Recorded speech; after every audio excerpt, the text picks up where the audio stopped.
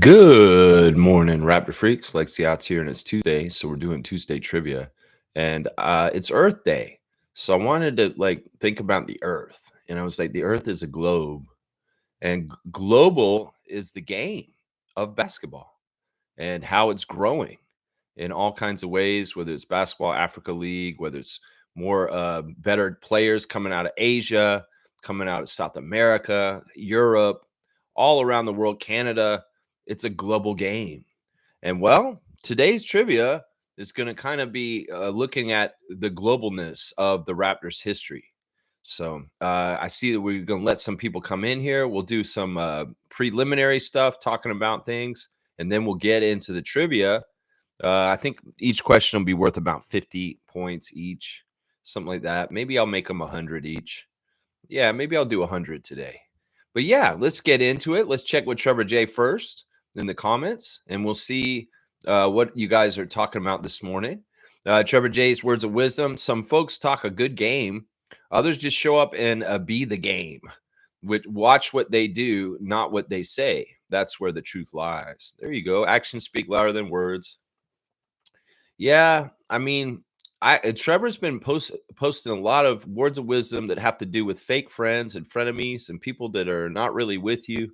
They act like they're with you, but you got to be worried about them because on the down low, they're kind of just keeping tabs on you up close, and they don't really want you to succeed. It's crazy, man.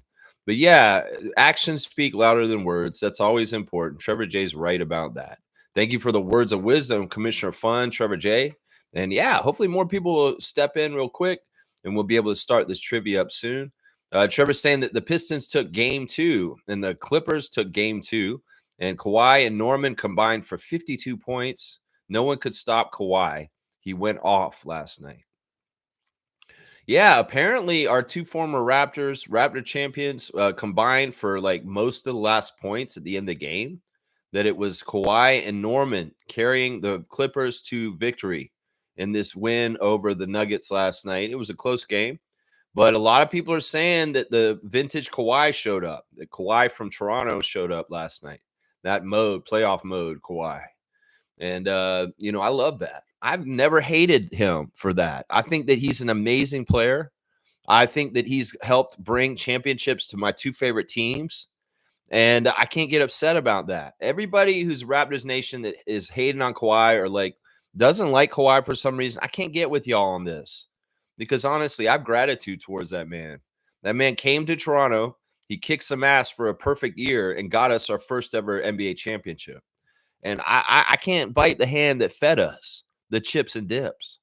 So it's like, look, listen, if Kawhi gets somewhere this playoffs and he does certain things, it's good for Raptors Nation. I'm telling you right now, indirectly. Y'all may not think it is, but it is because his legend grows and his power and who he was in the history of the NBA grows. If they won a championship this year, if the Clippers won, and he got his third championship with 3 different teams, he'd be doing something like LeBron did. Not many people have done this, where they played for 3 different teams and they've won championships on all 3 of those teams. Sure, 2 teams. A lot of players have won championships on 2 teams, but very, very few have won championships on 3 different teams. Danny Green is one of them. LeBron James is one of them. There's some guys from back in the day. They're kind of like that. I think Robert Horry is one of them. It's just that, maybe even is John Sally one of them? I don't think so. I don't think he is. He's got Bulls and Pistons rings, but did he win a Lakers ring too? Maybe. But I'm just saying it's very rare, and especially as the lead guy. Like some of those guys, like Danny Green, Robert Horry, they weren't the lead guy, but like LeBron, Kawhi would be. And that brings the prestige of everything he's done up if he wins a 3rd championship with the 3rd team, like the Clippers. I'm telling you right now, it'll bring the prestige up. In some ways, it's like, if Kawhi never wins another championship again, well, that's fine too, because his perfect season, the height of his career, was in a Toronto Raptors jersey, to be frank, right here. The very best season Kawhi Leonard's ever had in his entire career was in Toronto. That's just the damn truth. It may have been his peak, because because he's been hurt most of the years since. And if he does get something going this year, well, we'll see how far he gets in the playoffs, though. But yeah, very happy to see Norman rise to the occasion also. Of course, Norman didn't start the game very well last night. Kawhi came out there and he shot the lights out. He was like hitting everything right away. Norman was shooting bad at the beginning, but he came around by the end of the game and contributed his stuff right there. Trevor J saying study says drinking a large amount of water every day helps you avoid other people's drama because you're too busy peeing. That's a dad joke right there. Trevor, you have license as a dad to make a dad joke every once in a while. But yeah, this is pretty good, I guess. Study says drinking a large amount of water every day helps you avoid other people's drama because you're too busy in the bathroom peeing. Okay.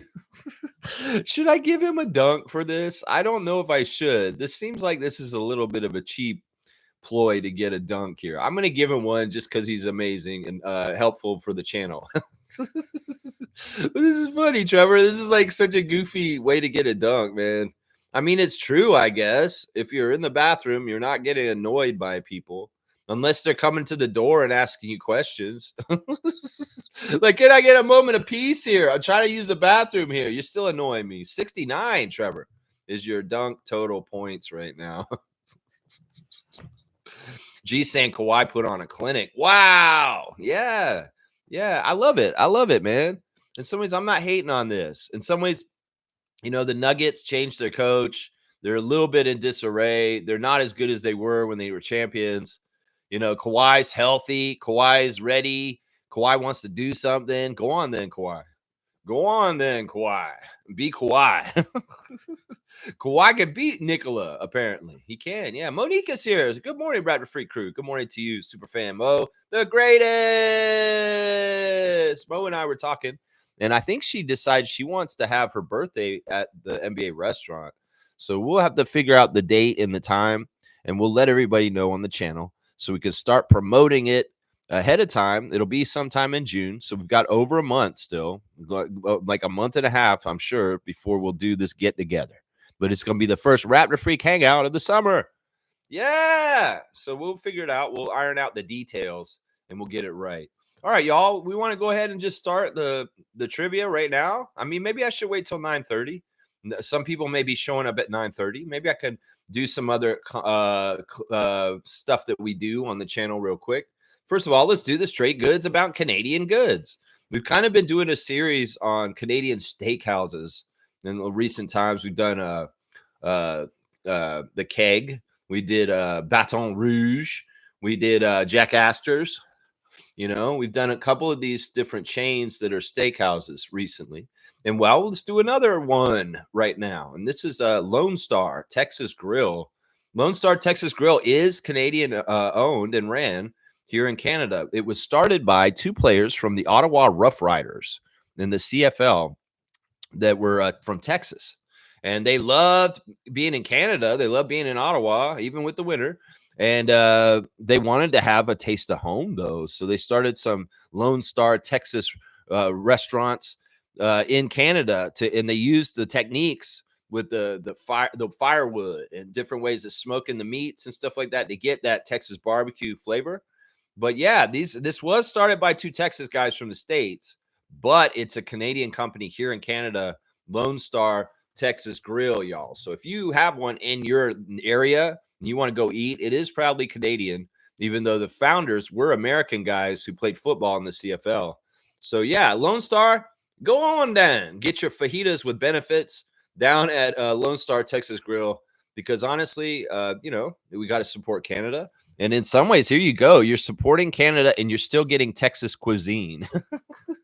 In some ways, it's got a weird kind of thing. It's like we're boycotting U.S., but we're going to go eat at a Texas Grill. Yeah, but it's still staying in the Canadian economy. So there's your straight goods on Canadian goods. Lone Star. Not only was Lone Star, wasn't Lone Star like a cartoon? No, wait, that was Brave Star. Never mind. I'm going to eat at Lone Star, and I'm just going to act like I'm eating at the Brave Star themed restaurant. Brave Star, the old cartoon. That's pretty good stuff. So there's your straight goods on Canadian goods real quick right there. Yeah, let's see what else you guys are saying. G saying I'm driving, but good luck to everyone playing. G is driving his vehicle, so do not play trivia right now. James is here. Good to see Raptor Freak James. Playoff Kawhi. Lex, do you see Kawhi as a top 5 player in the league if he wasn't for injuries? Yeah, a lot of people talk about this, like what could have been with Kawhi. You know, Kawhi has had a lot of success in his career that people would love to have if they were in their NBA career. But I'd say 3/4 of the time he's been hurt and he's missed games and he's been wasting his time in his career with his age and his prime and being able to play in this league because he's been hurt so much. I really do feel like even though you wanted to go home, Kawhi, you probably should have stayed in Toronto because you would have gotten Dr. Alex's expertise and you might have gotten more games played in the years since the 2019 championship if you'd stick around Toronto for maybe like a couple more years. Maybe Dr. Alex could have done stuff with you in the offseason more and set you up to have a healthier future so that you're not sitting out so often like you have for Steve Ballmer and the Clippers. We never will know. It's a what if. We'll never know if we could have repeated. We probably could have if Kawhi came back. And we'll never know if Kawhi would have ever had a healthy stretch that would have been way better for him. You know what I'm saying? So we'll never know, Kawhi. You've robbed us all of this, especially yourself. You will never know. And in some ways, that's your own damn fault. But yeah, I think that his career is amazing. I think that he honestly was one of the greatest players of his generation. But in some ways, he may not get remembered for this because of the part-time status of being available. I don't think he's going to be remembered fondly or as paramountly partly because of his personality not being very outgoing and putting himself out there. And then second, because he was hurt so much. And people are going to discount him for that. They really are. But there's no denying that if he's healthy and he's able to go in a certain way, he can be one of the closest things to Jordan in the modern era of basketball. There's no denying that. The year he played for the Raptors may have been the closest to a Jordan type year in the history of the NBA after Jordan retired. I'm sorry. I'm not going to count stuff that LeBron did and this and this. The stuff that Kawhi did in Toronto was Jordan-esque. The stats don't lie. And the way that he takes over games and does what he does doesn't lie either. You can see it with the eye test. That's right. Trevor's saying 10 years ago, Lou Williams became the first sixth man of the year for the Raptors. Yeah. Yeah. Lou Williams is another one of those one-hit wonders for the Raptors. He only really played 1 year for us guys, but he won a sixth man of the year. And that was a very pointed team effort to get him the sixth man of the year. In fact, Kyle and DeMar in an interview recently said that they really were trying to help Lou Williams get the sixth man because he had tried to get it a few years in a row before in other teams like Atlanta and Philadelphia, and he'd come close. He'd be like a candidate, but he wouldn't get it. And Kyle and DeMar at that time, as the leaders of the Raptors, really focused heavy on helping Lou Williams get that sixth man of the year when he was on the Raptors. And that's awesome. So we have a 10-year anniversary of him winning it right now. That's awesome, man. Let's see. James is saying Kawhi has to be his best in the mid-range, also SGA.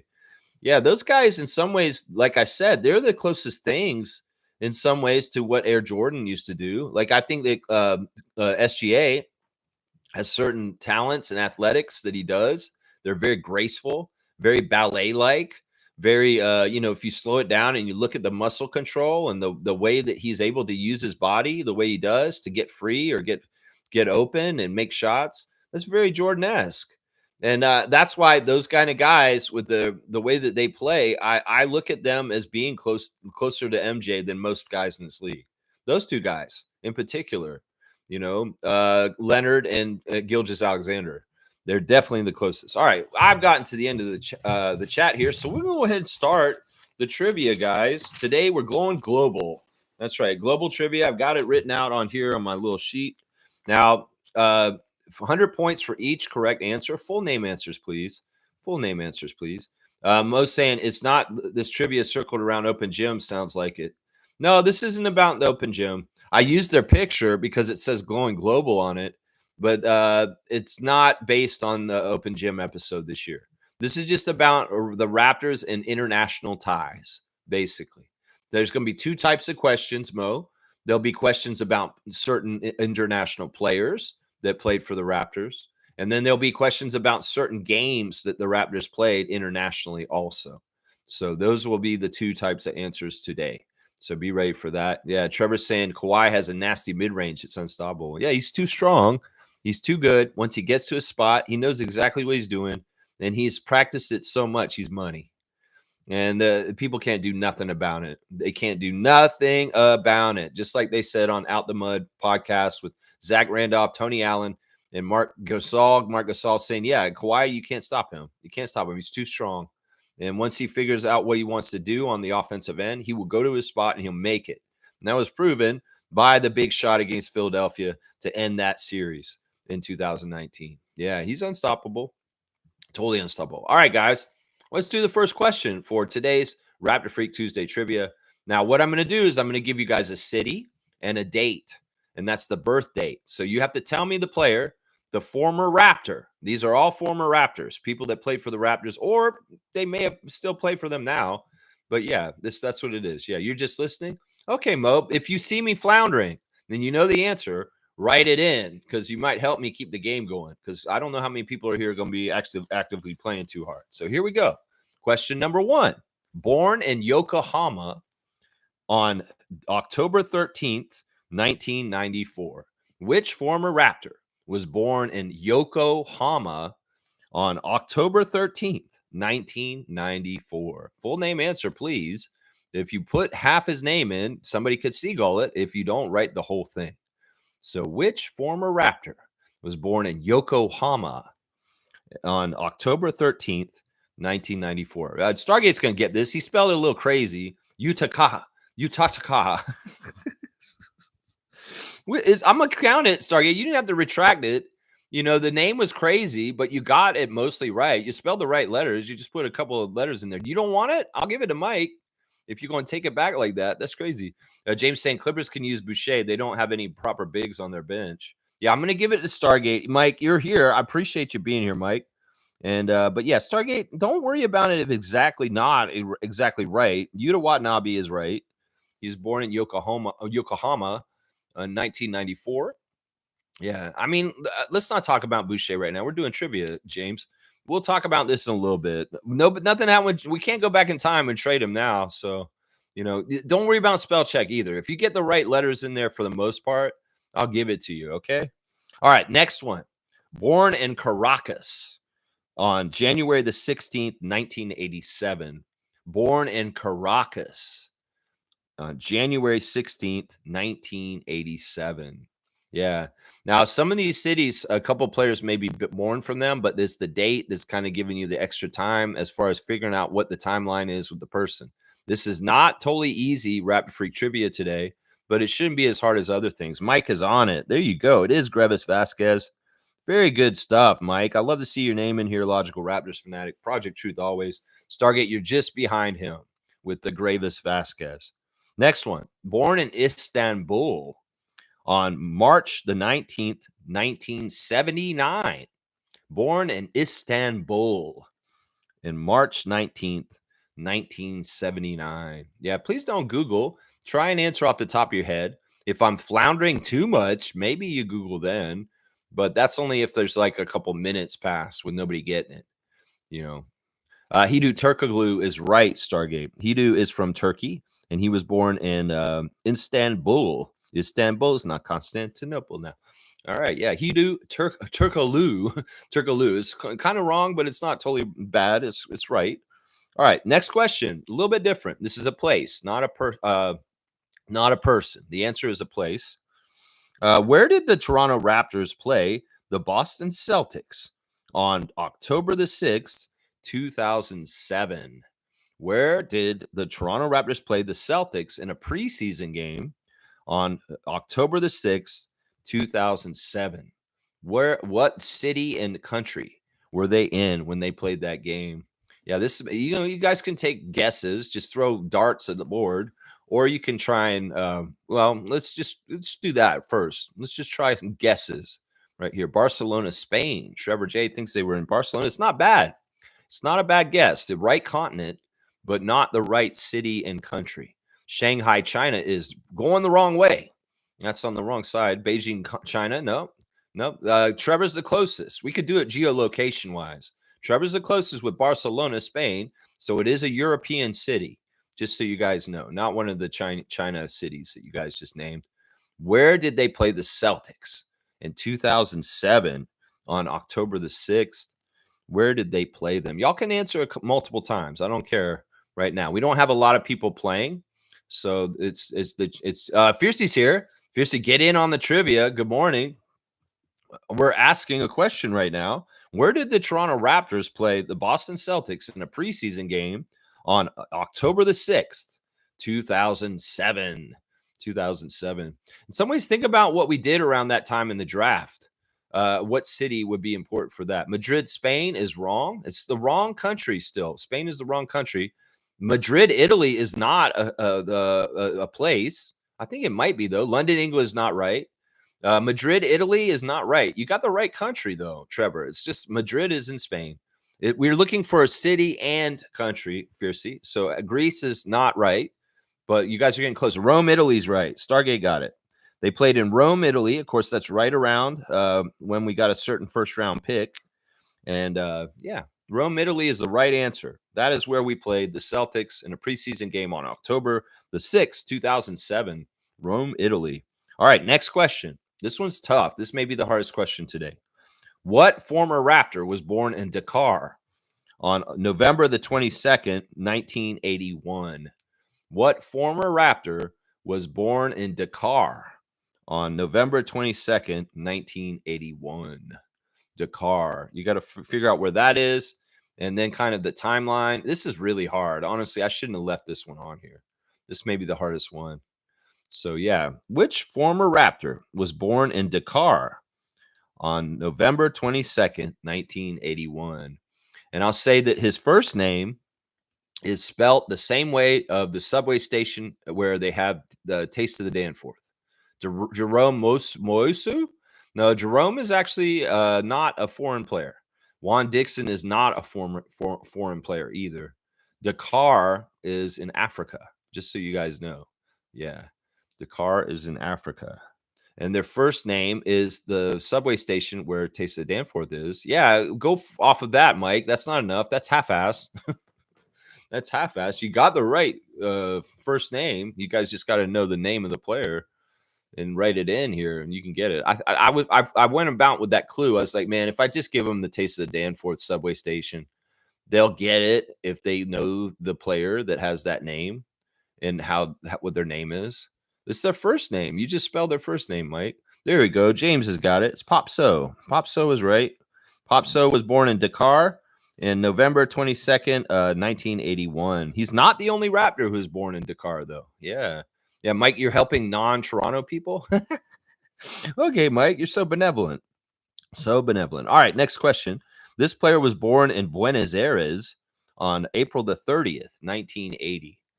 Born in Buenos Aires in April the 30th, 1980. Well, who is this player? Former Raptor. Buenos Aires. Where is that? Jose Calderon? No, it's not Jose. Jose was born in Spain. And Buenos Aires is not in Spain. No, it's not. No, it is not. But, Bruno Cavaco. It's an interesting guess. It's closer. Carlos Delfino is close, but Stargate's got it. It's Luis Scola. It is Scola that was born in Buenos Aires. Of course, that's in Argentina.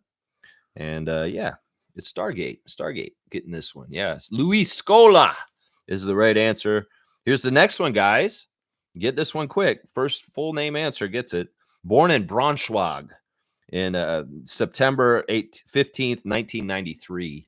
Born in Braunschweig, September 15th, 1993.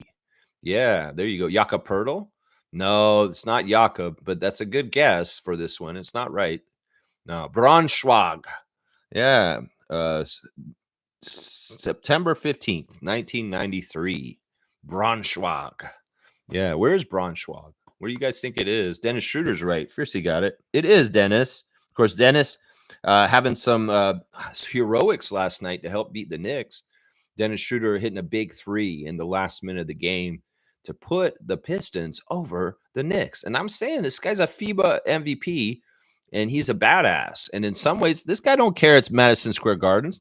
This guy don't care that the NBA wants to script right the Knicks. He's going out there and busting them up. Dennis Schroeder, salute to you, my guy. Yeah, there you go. There you go. All right, keep going. All right, this is another place, y'all. And I just need the country. I don't need a city this time. Where did the Toronto Raptors play the Houston Rockets on October 2019 twice? Where did the Toronto Raptors play the Houston Rockets in October of 2019 twice in the preseason? What country were the Raptors in when they played the Rockets in preseason in 2019? This is after our championship. This is the preseason after our championship. So what country did they play those two in? Germany is wrong, Trevor. Paris is not right. It would be France. Nope. China's not right either, Mike, but you're the closest so far. It is not China. It's not France. It is not Germany. It is not Dubai. Interesting guess. Seymour, good morning to you, sir. Japan is right. Stargate got it. We played 2 games in Japan and the preseason against James Harden and the Houston Rockets in 2019 after our championship year. So, yeah, Japan is the right guess. Stargate's doing quite well today. He's got quite a few already today. I think you've got 6 already. So you're doing quite good. All right, next question. Which former Raptor is born in Vienna on October the 15th, 1995? Yeah, this one should be very easy. Which which Raptor, I should say, is born in Vienna, October 15th, 1995? It's too easy. Jakob Pertl's right. Fiercey's going to jump on that one right away. Vienna, Austria. There's only one player that's ever played in the NBA that's from Austria, and that's Jakob Pertl. So, yeah, Yak is the right answer here. I should have said former Raptor. Well, he was a former Raptor. He's a current Raptor, too. He's a current Raptor, too. All right, next one. We're going to keep going. You guys liking the global game right now? We're going to places around the country, around the world, because it's Earth Day, and we're going around the Earth right now, global. All right, next one. Born in Lagos on January the 21st, 1963. Born in Lagos, January the 21st, 1963. Who was born in Lagos? And January the 21st, 1963. 63. Wow. Precious Achua. You think that Precious was born in 1963? Akeem Olajuwon is right. Seymour's got it. It is Akeem Olajuwon, the quadruple guy. Look at Seymour Pape coming in and getting this one. Totally Akeem Olajuwon is right. Lagos, Nigeria. Yeah, that's exactly right. Boom goes the dynamite. Good job, Seymour. All right, next one.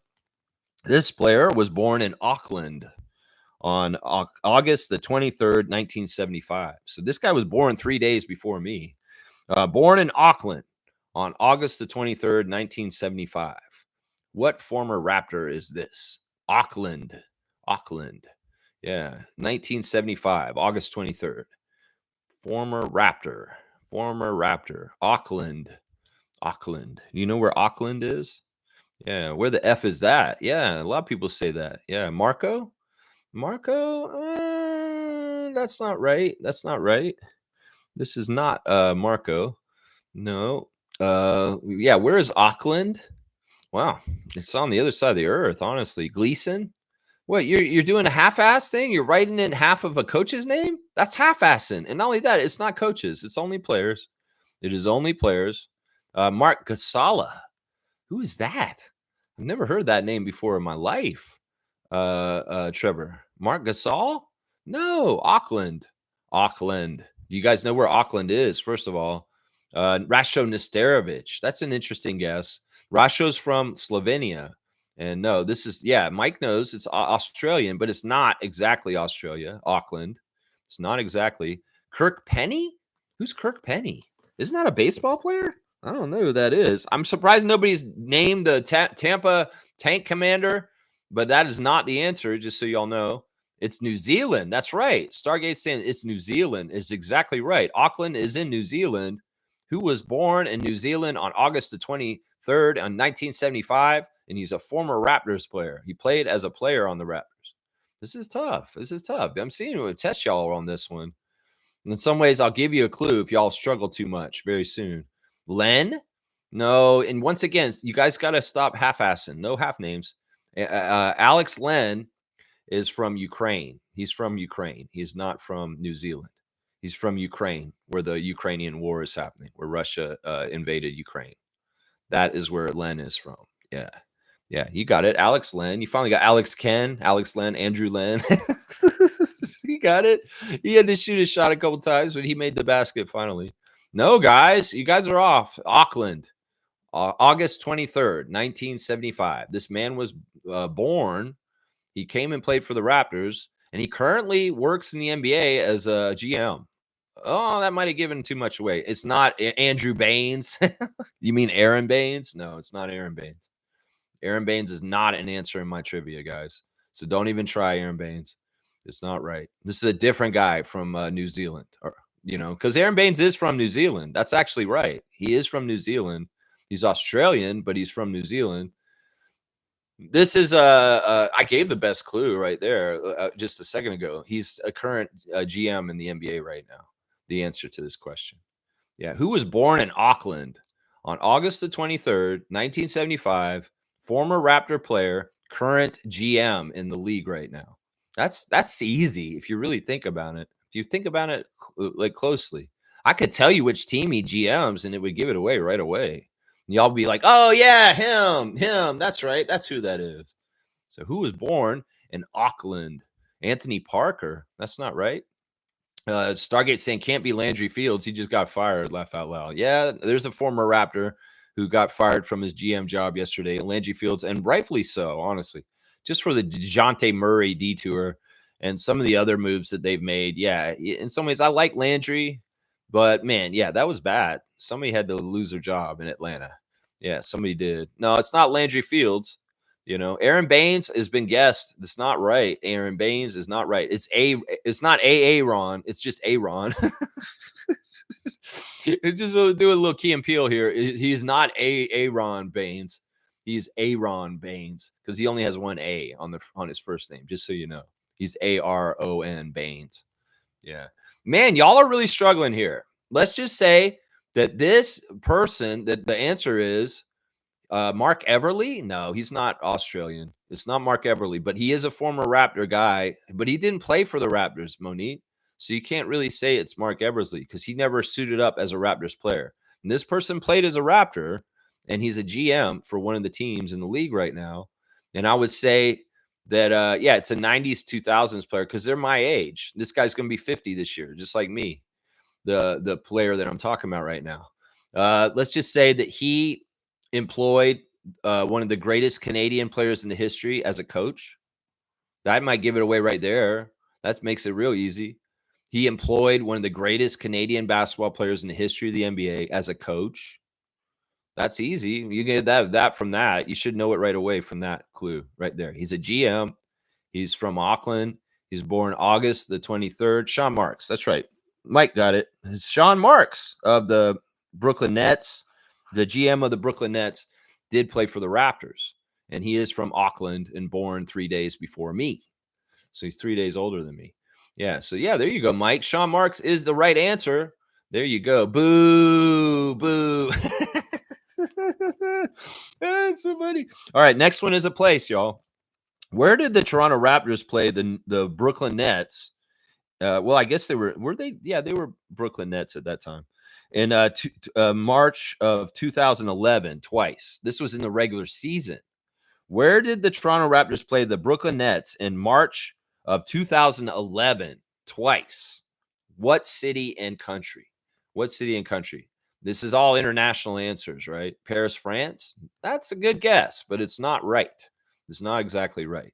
It's not exactly right, but that's not a bad guess. Let's just put it that way. That's close enough that I would say don't go that much further in some ways. London, England is right. Seymour got it.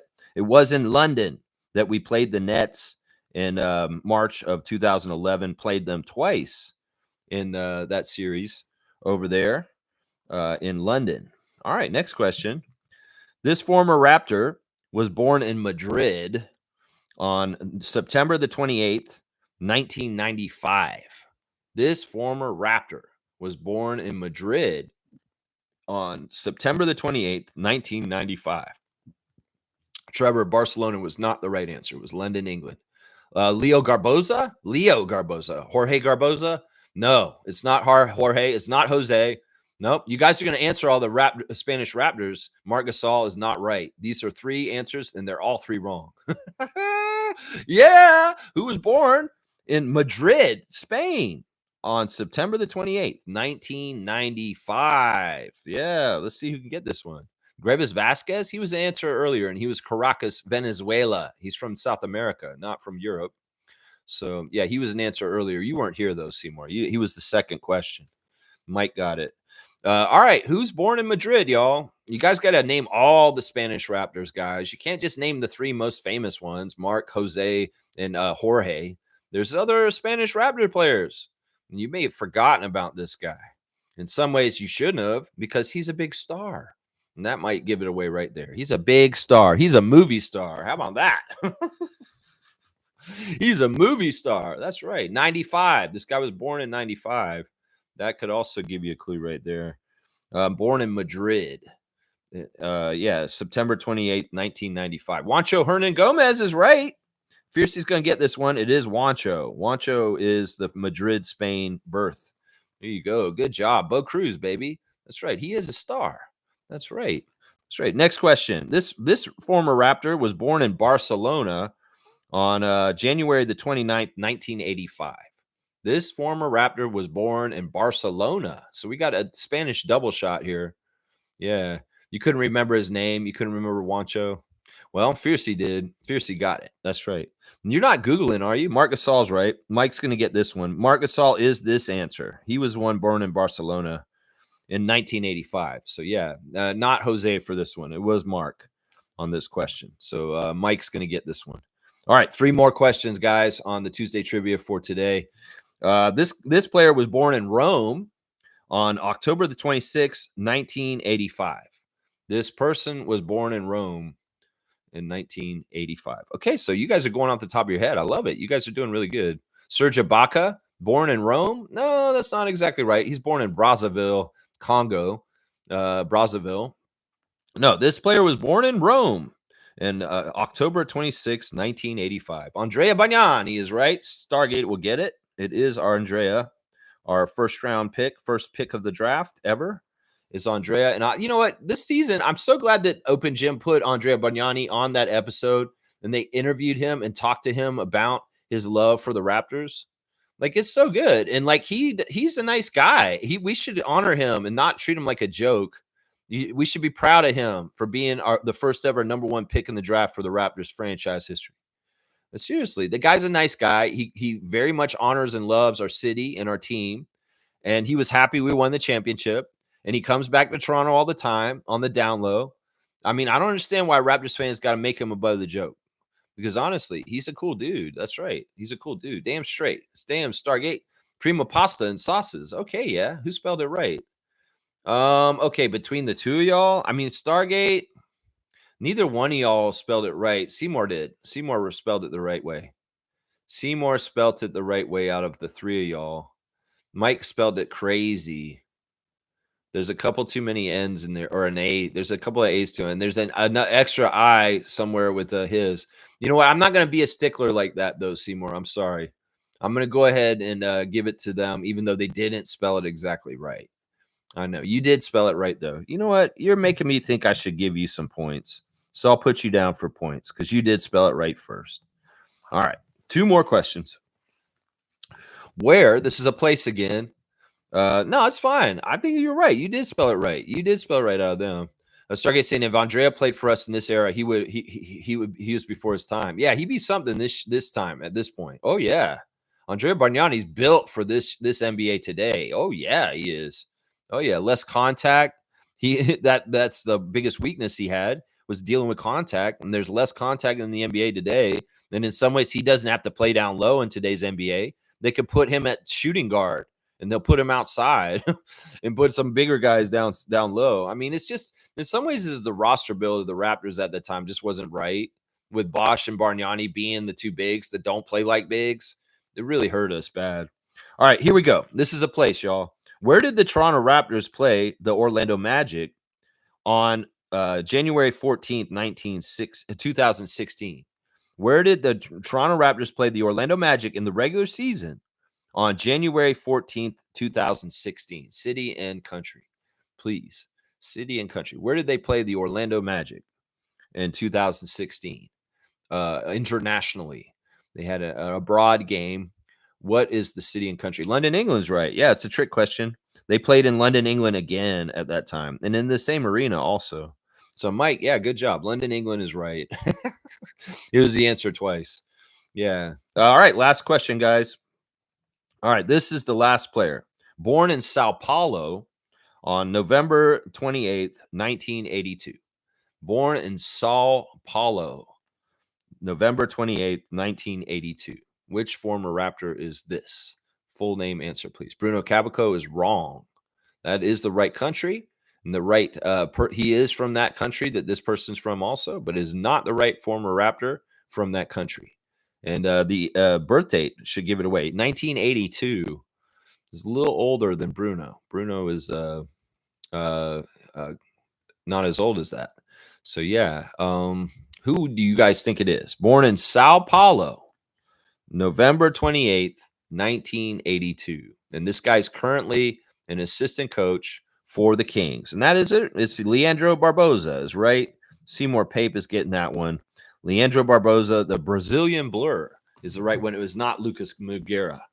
So, yeah, Seymour, you did pretty good. You came in near the end and got a few of them there. I'll add up all the totals for today's Tuesday trivia and post the new standings after we finish the stream later on in just a little while. So, yeah, good job, guys. Going global and showing the global effects. I didn't do any Canadian players, if you notice. There was no Canadian answers because in some ways we're home when it's dealing with domestic players like Chris Boucher, Ken Birch, Delano Banton, RJ Barrett. You know, in some ways, it's like, no, we're not going to do USA or Canada questions. We're going to do strictly global, international, and we're going to try and get all the continents: Asia, Australia, Africa, Europe. Yeah. Antarctica, sorry, I couldn't find anybody from there. Yeah, it wasn't Bebe. It was Leandro Barbosa was the right answer, and Seymour got it. It is Barbosa. Barbosa. All right, let me see what else we got going on. Let's go do the Instagram stories real quick. Leo Routens has words of wisdom for us right off the bat this morning. Don't close the book when bad things happen in your life. Just turn the page and begin a new chapter. And Leo's saying, good morning. Another coffee. Have a happy day. Coffee time. Life tips. You got this. Thank you, Leo, for your words of wisdom on there. Speaking of Yuta Watanabe, we see he has a friend of his in Japan that he is sharing a birthday. He's wishing a happy birthday. And they got some good food there in front of them. What is that? It's like, it was so good. Renku growing up, boy. There you go. Let's check in on Isaac Bonga, who's a former Raptor, international flavor, German Isaac Bonga. It looks like he's at a nice dinner somewhere. Very, very nice food. Very nice restaurant. It looks like he is in Germany. So there you go. There's Isaac. There's Norman Powell with some highlights from last night with him and Kawhi taking over the game against the Nuggets and winning this game for them in this great game. Let's go, Clippers. Keep going. All right. Here's Orlando Robinson on his vacation. Orlando is gone global, and he is in Italy right now. And where is that? Lake Como. He's at a very nice resort in Italy right now. So that's where Orlando Robinson is at this point. Sunny skies and clear waters in a beautiful place in Italy right now. That's where Orlando is. Oh, Rob. Savannah Hamilton's going to be on the Boldest, TMU Boldest. I'm not sure what this is. It's maybe a podcast.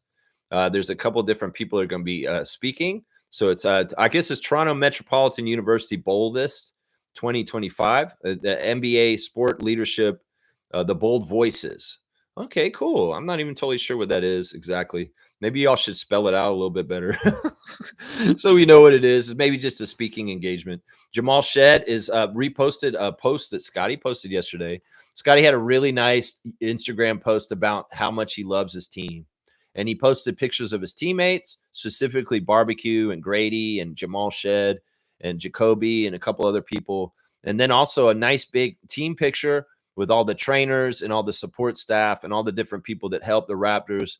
Scotty is really taking this franchise player thing to heart, and he is like really dedicated and loyal. I'm telling you right now, there's a certain level of Scotty ingrained with the Raptors organization that is deeper than a lot of franchise players that we've had be our franchise player in the past. I'm telling you, he takes this so seriously and he loves it. He loves being the franchise guy, and he's really carrying this whole thing very well, honestly.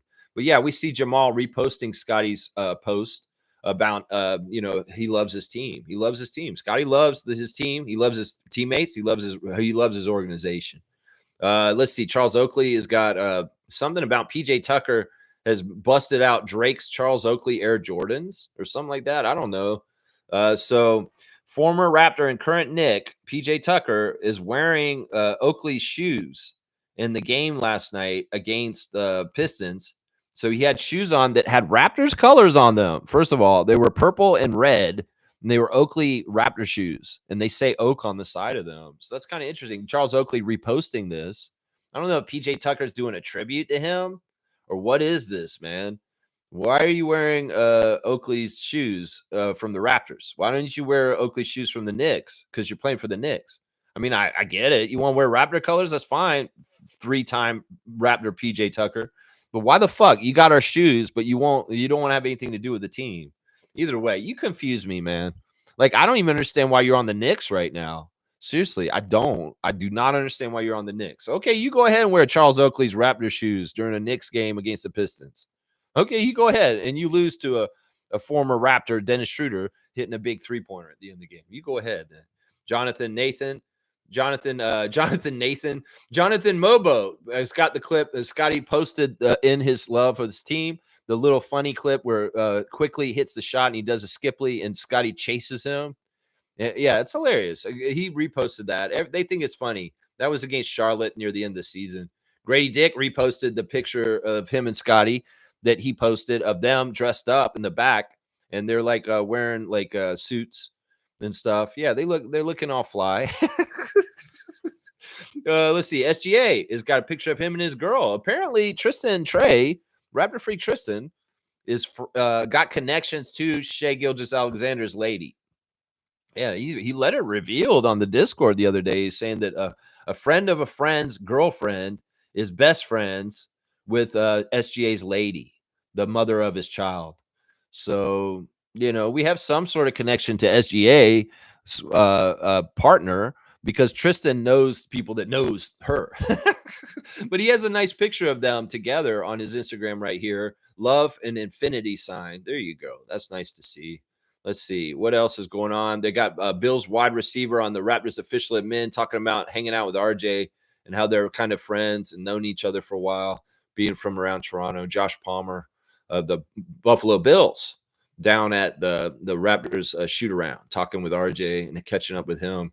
Let's see. Toronto Tempo has a citywide 3-versus-3 tournament on April the 26th at Keel Street at the Vaughan Sportsplex, inspiring women and girls through basketball, championing women and coaching and girls playing basketball through support of the Sky High division of the 2025 tournament. So there is a 3-versus-3 women's tournament out at Vaughan Sports Complex on April the 26th. So that's this weekend. So get down there and compete. I guess you got to sign up ahead of time if you want to get out there and compete in this layup citywide 3-versus-3 tournament. Garrett Temple's got a really nice post on his Instagram about what it's all about. And it's his family, man. It's about his kids, his wife, the baby, and, stuff like that. They've got the nice picture of him coming in the game with his son, both in the full decked out suits. Just a fun little reminisce of the whole entire season for Garrett and the family, and what it's all about is the family. Lloyd showing some interesting something at night with some fire. People are hanging out. There's something going on. Lloyd has this channel on YouTube called The Four Files, and it's like nobody follows it. And there's even a clip on it with some behind the scenes Scotty footage that only has like 150 views on YouTube. It's like he gets the same amount of views as I get on my streams, which doesn't make any sense. I feel like Raptors fans should know about the Four Files. It's like a secret YouTube account that Scotty's best friend Lloyd is doing all kinds of special artsy like filming and stuff. And nobody's following any of it. It's like Scotty heads that love Scotty. You should know about this. And y'all should be following this like crazy because there's so much Scotty like content that y'all have not seen that Lloyd has been posting there, like the stuff from their Spain trip last year, where they steal, like somebody steals a scooter or something in the middle of the night. There's all kinds of weird stuff on there. I'm telling you, but find the 4 files and you'll know what I'm talking about. Lloyd is posting stuff there. Let's see. Jared Roden has got his dog on blast. His dog is showing the Monday moods, yawning. There's your Instagram stories, real quick, y'all. International, global kind of place. Toronto Raptors, global team. That's right. There you go. Boom goes the dynamite. Yeah, let's see what else you guys are saying this morning. In the chat, I see some more people filling it up here. Boom goes the dynamite. Let's go. Was it Bebe? No, it was Leandro. Where's Kem Birch playing right now? Where's Kem Birch right now? I don't know. I think that Kem is playing in Europe, or he was. Let me just look. We'll just look at him real quick. Yeah, he's playing in Turkey. He's playing in Turkey right now. He plays for Fenerbahce in the Turkish BSL in EuroLeague. So yeah, he's playing for Turkey League right now. He's over there. Let's see. Stargate saying, I forgot Barboza played for us. Laugh out loud. Yeah, he was fun. I liked him when he played for the Raptors. I liked him when he was on the Suns too before. He's just a cool player, man. And he is. He's currently on the Kings as an assistant coach under Doug Christie. So he is in the NBA as an assistant coach for him over there in Sacramento right now. Kaloy's here. Morning, Lex and Raptor Freak family. Knicks with their super teams is struggling big time. You know what I'm going to say about the Knicks is they have no bench, which we've said for a while. And the other problem that the Knicks have, other than running their players too much with minutes, is that they have certain key players that are not consistent. And one of them is the one that they got from Minnesota, that's center. That guy is just not consistent in his output night in, night out. Like they cannot count on Cat. Cat may have a huge, monstrous game one game where he's hitting threes and getting a double-double and almost a triple-double. But then he'll have games like last night where he just don't show up. He just don't do nothing. And it's like, what the hell, man? He's just like that. He did that to Minnesota too when he played for them the whole time. He's just flaky. And well, that's going to be the thing that people are going to realize about Cat. He may be real fun during the season, and he's powerful, and he is a very talented, dangerous player. But he's also one of those guys that kind of homers into the bushes at times during the playoffs when you very much need him the most. And well, I'm going to say last night is an example of this, Knicks fans. So y'all, in some ways, y'all got in the streets too quick after game one, and y'all needed to get like a little lesson of humility. So y'all got crazy in the streets after winning one game, and y'all lost your home court advantage in game two when the Pistons and Dennis Schroeder beat you last night. So yeah, we all weren't in the streets last night. Maybe it's like New York knows the police are like, y'all can't keep winning. Y'all need to lose because we're gonna have all kinds of problems in the city as the Knicks continue to win in the playoffs. So please just lose, Knicks. Is kind of what the NYPD is thinking. Something like that. I mean, I know some of them are fans. They're probably not like that too. Stargate saying all the former Raptors have an impact on the playoffs. Yes. And once again, there's a tweet, Blue Skies, a tweet by Doug Smith of the Toronto Star, and it annoys me because in some ways this is the stuff that feeds the fans for stuff like we should never traded Davion this season. Look what he's doing for Miami. Look at Dennis on Pistons. Look at OG for the Knicks. Look at Pascal for the Pacers. Look at Norman and Kawhi for the Clippers. It annoys me. You know what this is? It's more than anything. It's not the Raptors have lost good talent that's gone other places. No, this is not what this is. This is that the Raptors know good talent, and all these players that have come through our places are good players, and they're showing it stills after us. That's what it's more a symptom of. That Masai and Bobby know how to peg people as being good players, and they get their time with us when that time is right. And well, we can't, like I've said in the last couple of days, you can't just accumulate everybody and have a reservoir of tons of people on your team. Rosters aren't 30 people, y'all. So in some ways, Bobby, as a manager of this team, is trying to manage the salary cap and the ideas and the positions. And in some ways, you flip out a Davion Mitchell because Jamal Shead gets better. That's a cost-cutting move in the future because in some ways, Miami's going to have to pony up for Davion Mitchell this summer. And in some ways, the Raptors weren't in position to spend that much on that position, especially when they've got a young rookie who can possibly do what Davion does for us to an extent on a rookie contract instead of trying to get off a rookie contract and get his first payday like Davion Mitchell's trying to do this summer. When you manage a team, you have to manage the financials along with the spots on the team and the needs and the roster. And there's a whole lot to it. And you can't just say, oh, I want to put a pin in OG for the rest of his career. Well, his career is going to get expensive. And in some ways, we got the value out of OG, Pascal, and Fred because we got them when they were cheap. And these other teams are paying out the ass for them now. And in some ways, they have to have them. In some ways, we're smart. We replenish. We get value from players that are young on rookie contracts like Jamal Shed, like Jacoby Walter, like Grady Dick.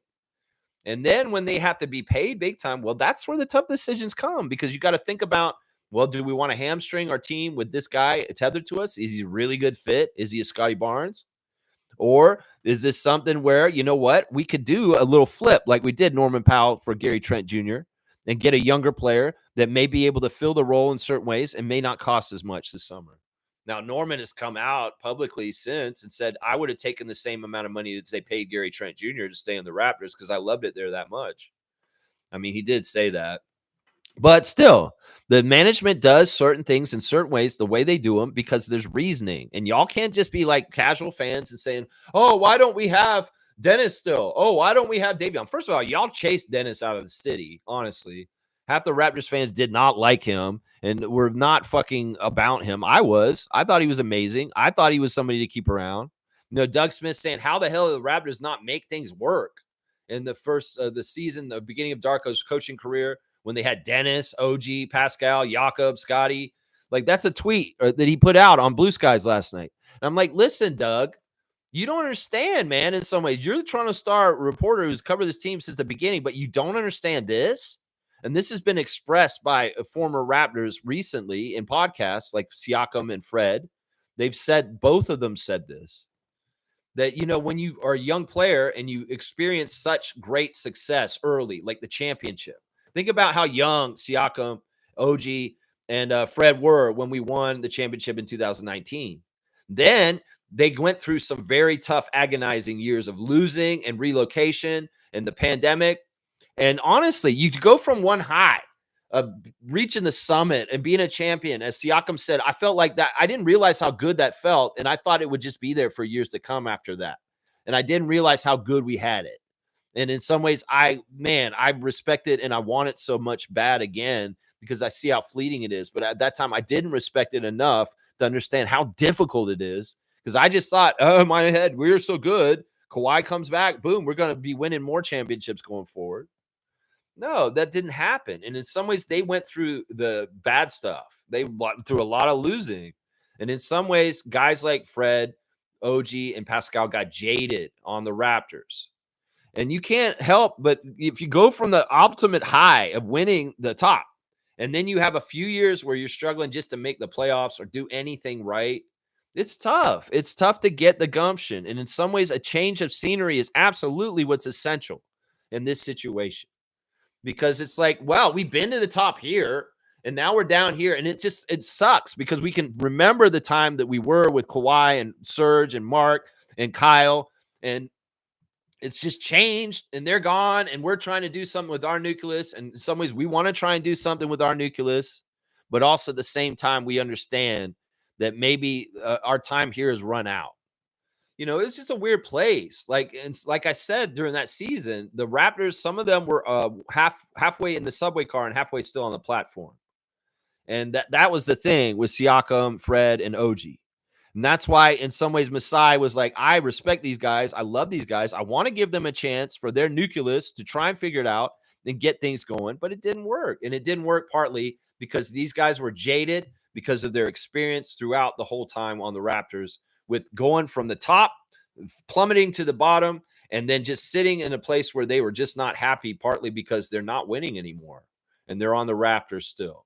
So change of scenery was absolutely necessary for them. And that's part of it right there. I wish things magically had happened where Dennis came in, Dennis was a perfect starting point guard for us, and everything fit and locked, and we didn't have to make any trades, and we invested in Siakam and Anunoby, and they stayed in Toronto, but that wasn't the case. They didn't win well enough in the fall of Darko's first coaching year. They didn't win long enough, and they had to pull the trigger just after New Year's on OG and then on Pascal. They had to. And, of course, Fred had left in the summer before. It's just how it is. I mean, you go through an experience on a team. It's kind of like this with the Nuggets now, I'm sure, or even the anxiety and the problems that Giannis has in Milwaukee. They hit the top. The Nuggets won. The Bucks won. They got championships. And then in the years since, everything pales in comparison. And it's like getting bounced in the first round by a Miami Heat, who are a playing team for the Bucks. Well, they fire the coach Bud.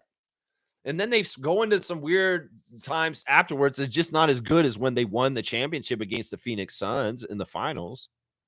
That's just the natural progression. You win a championship, you hit the top, and it's hard to stay up there. And when you're on your way back down and you're not the same level where you were, Denver Nuggets, it hurts. And there's dysfunction, there's dissension, there's unhappiness, because you're not as good as you were a couple of years ago when you got the Larry O'Brien and held it up high. So it's just a natural progression of growth. It's just like your yard. Plants are going to grow all summer. They're going to die in the fall. And there's just a succession. And in some ways, there's a succession in an NBA roster. You get the fruits born. They grow up. And boom, they have the fruits. And hopefully your fruits are Larry O'Brien's. But then after that, when that season's done, and hopefully you can get multiple championships, but it's not happening in the NBA anymore. There's new champions every year. You get your chance, and then you start to decline a little bit after that. And in some ways, the players on your team know best at anybody that they can feel the team getting worse than they were when they were champions. And this has happened for the Nuggets. This has happened for the Bucks, and it's definitely happened for the Raptors in the last 6 years. So that's why people got to understand. We had to let go of Siakam, Anunoby, and Fred because they were jaded from getting to the top and then having all the misery of Tampa, the pandemic, the bubble, everything that happened since. They had success afterwards. In some ways, they were very successful in certain ways, considering the detriments that they were put in. But, they were also jaded, and they felt the good feelings of when they played with Kawhi, when they played more with Kyle. And that stuff's gone. That stuff's gone at a certain point. That's right. That's it right there. Yeah, Seymour saying Gary Trent Jr. versus Pascal is a much-watched series. Yeah, apparently they're jawing at each other. There's like footage of them kind of talking trash to each other. I know that they like each other, though. I know that they respect and like each other's game. I know they do because they said it very much when they were on the team together. But there's probably a very fun rivalry there. That it's all good-hearted in some ways. Yeah, Fiercey's got Scott on blast. I like that. Mike's saying Siakam is a machine. Yeah, we'll have to see them play some more tonight. They're going to play tonight. You can go look at the refs real quick, and I can tell you guys what I see with the ref reports for the 3 games tonight. Milwaukee at Indiana will have Zach Zarba, Sean Wright, and Gianmitas Petratus as the 3 refs. The alternate is Eric Dalen. That's a pretty fair crew. Those are pretty upstanding good refs for Milwaukee at Indiana. Memphis at Oklahoma City, John Goebel, Brian Forte, and John Butler. That's a little bit of I mean, that's not the most experienced crew. Like John Butler being in there, he's a very young ref. Jason Goldenberg is the alternate. Yeah, that's the kind of run-the-mill ref crew. Minnesota at the Lakers. It will be James Capers Jr. once again with Ben Taylor, Justin Van Dyne, and Kevin Cutler is the alternate. So, yeah, Ben Taylor, James Capers Jr. for the Lakers tonight against Minnesota. Yeah, we'll have to see about that. In the replay center is Josh Tiven and Ray Acosta. So, yeah, the refs crews are pretty normal. Nothing too crazy there. Nothing too crazy there. Fiercely saying, I don't even think PJ Tucker played yesterday. Well, he's not really playing. In some ways, they have him around for a tenacious, on the bench, veteran leader. I don't know. They're lauding him as being very useful and helpful and teaching the guys and giving them run-of-the-mill stuff. I don't know. I don't know what they're doing exactly in New York with him around there. I don't know. I thought that dude had like checked out for the whole season. He wasn't trying to be on the Raptors. He wasn't trying to be on the Clippers. He wasn't trying to be on wherever else he got traded before he got signed with New York. He wasn't trying to be on Miami either, it seemed like. So yeah, Smooth saying, "Hey man, good morning. Good morning to you, Reggie. It was fun watching some wrestling with you in the afternoon yesterday. We did some classic wrestling watching, y'all. It's kind of like if y'all want like old classic pro wrestling education, come in there and Professor Lex is teaching the history of wrestling. I got all kinds of crazy stories and knowledge of the whole culture and the history of professional wrestling. So it's kind of fun to go in there, watch, and see like old wrestlers way before, they got famous. We were watching, like, I watched a match yesterday with Wild Bull Curry from 1947. We're watching like Mid South from 1983 yesterday. It's just good stuff. And if you enjoy classic wrestling, you want to know more about the history of wrestling, I highly recommend hanging out with me on Mondays if I'm watching classic wrestling. Seriously, it's so much fun. And thanks for hanging out with me, Smooth. It was fun. Let's see. Kaloy saying Tibbs going to run his team to the ground even if they come out of the first round. Yeah. Yeah. I mean, it's just not a good formula. I mean, you know what? Teams should be looking at cautionary tales from other teams. Like this whole thing that happened with Nico Harrison and the Mavericks. And in fact, more shit's come out. Like there's an expose on ESPN's front page yesterday about how this all happened with Luka Doncic and Nico Harrison. And it's awful. It's really awful. He comes off as a kind of like a Trump ego kind of guy. Like Nico took over being in charge of the Mavericks, and he decided immediately that he wanted yes men around him. And anybody who was in the Mavericks organization who was not going to kiss his ass and tell him he's just so great and his shit don't stink and all this kind of stuff, well, he wanted to fire them, get rid of them. And he did. He basically, like 2 or 3 years ago, he fired a guy named Smith, who was the trainer for the Mavericks for 20 years. In fact, this guy was best friends with Dirk Nowitzki, and somebody that has been a foundational person in the Mavericks organization for 20 years. Well, this guy didn't like him because he thought Nico didn't like him because he wouldn't kiss his ass. And he also thought he had too much power other than him in the organization to influence things. So Nico went through all of the support staff and fired a whole bunch of people that he felt like he couldn't control. And he hired a bunch of people that would kiss his ass, but they were incompetent. A lot of them were very incompetent at their jobs. And part of the reason why the Mavericks have had injury problems in the last 2 years is because of Nico's replacement hires. The person that he fired, Smith, that was best friends with Dirk, well, he went and got a job immediately with the Knicks.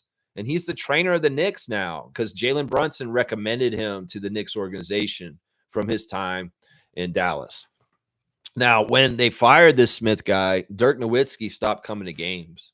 He cut his ties with the team because he was pissed at them for firing one of his best friends from his job. So Nico was causing all kinds of problems on the inside with firing people and installing yes men, very similar to what Trump's done with the U.S. government right now. And all he cares about is his own ego. In some ways, he thinks he's doing a really good job, and he's in a little la la land fantasy. And it's crazy. In some ways, you read this article and you're like, yeah, Nico Harrison is exactly the problem in Dallas. He has been this whole time, and he chased Luka out. He chased him out. He can say whatever he wants about him being lazy or this kind of bullshit, but that's bullshit, man. And apparently the stuff's come out that Luka was trying to work with him in all kinds of ways with his injuries and different things and bending over backwards. And this guy was sabotaging him basically on the down low. He's getting rid of all the people in the organization that cared about Luka and Luka cared about. And the distance was growing and growing. And that's part of what happened. It's crazy, man. Nico Harrison will say, oh, we got to the finals last year, and that was a success, even though I fired all the people that Luka liked. He's a bullshit artist. He's only going to think about himself and covering up for himself. He's protecting himself. And apparently he has the backing of the ownership, the pieces of shit, Patrick Dumont and the fucking Adelson widow piece of shit, that they like his style of doing things. And he's absolutely destroyed that franchise, and he should be fired because everything he's done has been a lot of what he's done has been detrimental to the team. The team lost all their good support staff because of Nico Harrison. And no wonder they're having injury problems. No wonder why Luka was upset, because you fired the people he loved that were helping him with his career. And then you hired incompetent people that would just kiss your ass that nobody liked. And in fact, some of these incompetent people that you hired after the long-standing, decades-long employees you fired were infighting with themselves. And they've said that there is even an injury that happened to Derek Lively in the last 2 years of his rookie year and then this year that didn't have to happen because of the idiots that he hired, that he missed extra games because they mishandled him in his injury. Derek Lively, the second, and a very important prospect for the Mavericks in the recent years. So it's a really crazy situation. Nico Harrison's an idiot. He's an egotistical maniac, and he employed a bunch of yes men around him just to not have to answer the questions. And it's his fault. And anybody who stands up for him or thinks that he's done a good job, you're an idiot. You are an idiot yourself. The man needs to be fired. And the Mavericks fans are exactly right for calling for it. Exactly right. That article not going to help anything because it illuminates exactly just how much of a full of shit guy he is. Seriously, right there. Yeah, it's crazy, man. It is crazy. All right, let's see. Fiercey saying, I was rooting for the Pistons. They have struggled so many years. It's their time to shine. Fuck the Knicks. Even though I like OG, Brunson is so annoying. Constant head flopping. Erg. Yeah, I'm totally with you on this. And I think that Carlo's right that Tibbs overplaying the starters. I mean, they're not even playing Precious at this point. They don't trust him enough. He's this far into his career that he's not trusted enough to be in the playoff rotation because he's not even getting to play. Why wouldn't you play DeLon Wright? DeLon Wright's been in this league for a while, Thibodeau, and he has a lot of like defensive ability and he's a lot of know-how. He's a vet. Why aren't you playing DeLon Wright? You know, there's a lot of questions I have for the Knicks. They're going to go really heavy on their starting five and play like two guys off the bench. Well, you ain't got no legs for it. And why wouldn't you learn the lessons of other teams? Like we're learning the lessons of Nico Harrison, which is my original point here. You know, you could have learned the lessons from Dwayne Casey and DeMar DeRozan and Kyle Lowry 10 years ago, Thibodeau. But you obviously haven't seen the cautionary tale of the Raptors in the mid-2010s and how we ran our superstars to ground and they were worth anything in the playoffs because we overplayed them in the regular season. I mean, you don't have to make all the mistakes in the world. You can see other people make them ahead of you and try and avoid them. But no, you go ahead. You don't pay attention to other teams and what they did. And where they make mistakes, you go ahead and make the same mistake. New York Knicks, you go ahead. Raptors learned this lesson. We learned about don't overplay your starters and wear them out so that they can't play in the playoffs correctly. Well, Thibodeau's got to learn that lesson a couple more times, apparently, because he ain't paying attention to other teams in the league and what happened to the Raptors with Dwayne Casey and DeMar DeRozan and Kyle Lowry in like 2015, 2000, stuff like that. You don't want to pay attention. Well, you get what you get. That's what I'm going to say. So we're saying, how is PJ Tucker still in the NBA? The Knicks extended his deal through next year, getting paid to do nothing at all. I think they want him to be like a Garrett Temple for them. I think they want him to be a Garrett Temple, bring a mentality to the team, be a wealth of knowledge from your long experience. Never have to play, but just be a guy for culture behind the scenes. I think that's what it is right there, Reggie. I think it's right there. Yeah. Mike's saying PJ Tucker extended his career by winning with Giannis and guarding KD for a series. Laugh out loud. Yeah. And other than that, he really hadn't done jack shit other than that since then, is what I'll say about that. Mike, you're right. Trevor's saying Jimmy Butler is the first player to have 25 points and 5 steals in a playoff debut with a team. Okay, that's kind of random. But yeah, all right. Fiercely saying thanks, Lex, in reference to Ken Birch. Yeah, playing for Turkey right now. That's right, playing in a Turkish league. Kaloy saying the Knicks seem much more potent last year. Meanwhile, Pacers peaking at the right time.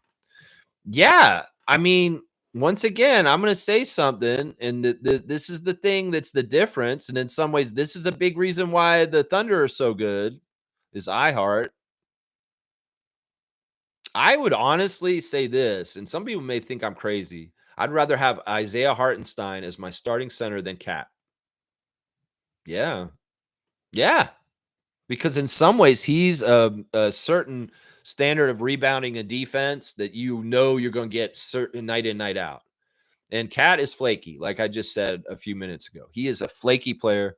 And that's why I said, when y'all went and did the Mikal Bridges shit and all that other stuff last summer, y'all fucked up, Knicks. Y'all had the better team last year going in the playoffs, and we can feel it right now, as somebody just said, that, y'all overdid moves last summer. Y'all should have made your focus to keep Isaiah Hartenstein. You really should have, because he was big piece of why y'all were really had that magical goodness to your team and why you're winning. And Hartenstein with Anunoby was really good combination. But no, you wanted to make the set of Villanova guys, and then you traded DiVincenzo anyway. I don't get it, man. Knicks, y'all go ahead and make moves and screw up because you made too many moves last summer. And I'm telling you right now, the result for your playoffs will show it, that y'all over moved people last summer, and you should have kept Isaiah Hartenstein. Oh my gosh, he should have been your only priority last summer. Maybe an extension for OG, and that is what you should have done, man. Yeah. Smooth saying, good on the Pistons for winning that game, though. Yeah. They've got a lot more talent on their team that's experienced than people want to realize. Tobias Harris has been through wars. Tim Hardaway Jr. is not a spring chicken. This man has been through wars.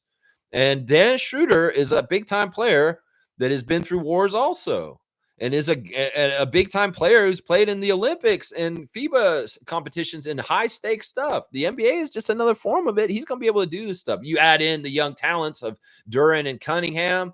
Yeah, this team is very dangerous, and in some ways a more complete team than the Knicks is what I'm saying right now. Yeah. Trevor's saying, Lex, you have put a handle to her name. She is Miss Alexander. Miss Alexander. I don't know if they're married though, so I can't say for sure. I'm just gonna say SGA's lady. That's all. I don't know her name. Tristan probably knows her name. I should maybe know her name, but I'm not into that kind of stuff about knowing the NBA players. It's not about their personal lives and stuff like that. Sure, I know some of the players' girlfriends' names, like Avery is Oshai's fiance and stuff like that. But for the most part, I don't know most of the players' partners. And in some ways, that's fine. That's fine. I don't need to. Scotty's girl's name is Alyssa. I know that. But it's I don't know a whole lot about these guys, and the SGA is not even a Raptor, so I'm not investigating his personal life too much. I don't know what her name is. I don't think they're married. I don't think they're married. They could be though. They could be. Smith saying, when the Knicks went that big run, I thought it was going to be a repeat of Game 1. Yeah, the whole game, the Pistons were keeping a good double-digit lead. They had a 15-point lead for a lot of the game. And then late in the game, in the fourth quarter, this is the thing I was worried about too. And this is the script writing, where the refs going to handhold and try and help the Knicks overcome them and beat them at the end of the game. Well, Dennis said, no, we're not going to let y'all do that. And Coach Bickerstaff had a good plan, and the Pistons prevailed. And in some ways, yeah, they were trying to script write that. In some ways, if they could have had clutch performance from Jalen Brunson all of a sudden in the last couple minutes and they overcame and they were up 2-0, all of a sudden they would have preferred that. But the Pistons had other plans, and they did a very, very good job. Yeah, Dennis said, hell not, made a 3. That's right. That's right. Dennis hit that big, huge 3, and then he hit a free throw. He did miss one. Yeah, and that sealed the deal, and they played good defense to end the game. And there you go. They didn't even have Beef Stew last night. Beef Stew was sat out the game last night and didn't even play last night. So, yeah. Mike saying, Dennis was traded 3 or 4 times after and was waived to sign on the Pistons, I believe. Laugh out loud. People just talk crazy. Yeah, I don't hear as many people saying, oh, we should have kept Dennis. I mean, Dennis has been all over the place since, but he's amazing. And there's a reason why I tout him as a player that should be respected. And last night shows you exactly why, what I'm saying right there. That's right. Trevor's saying Pistons, long arms and length are too much for New York. I see the Pistons beating them. I called this. Like I said that the Pistons have enough experience and they're upstarts enough. And Cade Cunningham's hungry. Cade Cunningham's that all-around kind of player that does certain stuff a certain way. They're already complaining that the Knicks are complaining that they're not getting the same calls for Brunson as the Pistons are getting for Cade. Whatever. Knicks fans, you're going to whine and complain if y'all are losing. Either way, I know y'all will.